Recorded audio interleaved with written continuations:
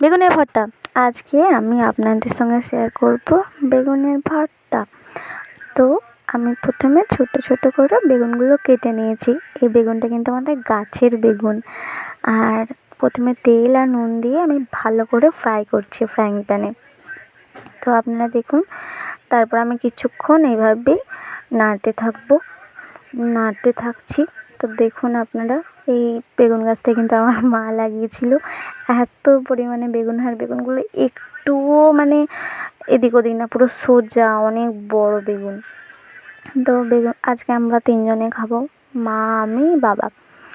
তো হচ্ছে, এরপরে আমি একটু অল্প করে জল দিয়ে দেবো, কারণ অনেকটাই ফ্রাই হয়ে গেছে আর সেদ্ধ করতে হবে। তো একটু ঢাকা দেবো, একটু ঢাকা না দিলে তো সেদ্ধ হবে না।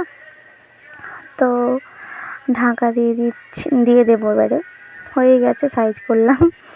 কারণ আমি তো প্রথম চেষ্টা করছি, এটা আমি তো আগে কখনো করিনি, আর ইউটিউব চ্যানেলটা আমার নতুন। এই দেখুন, ঢাকা দিয়ে দিয়েছি। দেখো, পেঁয়াজ, লঙ্কা, গাছের লঙ্কা, পেঁয়াজটা হাট থেকে কিনে এনেছে। তো এখানে আমি কুচিয়ে দিয়ে দিয়েছি। দেখুন, এবার আমি মিক্স করছি ভালো করে। বেগুনের ভর্তা একদম রেডি।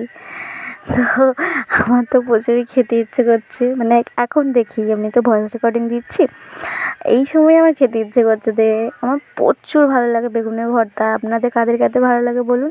আমরা এইভাবে করি, আপনারা কীভাবে করুন একটু কমেন্টে জানাবেন। খেতে ইচ্ছে হলে চলে আসুন। ভালো লাগলে লাইক, কমেন্ট অ্যান্ড শেয়ার করে দেবেন, আর আমাকে অবশ্যই সাপোর্ট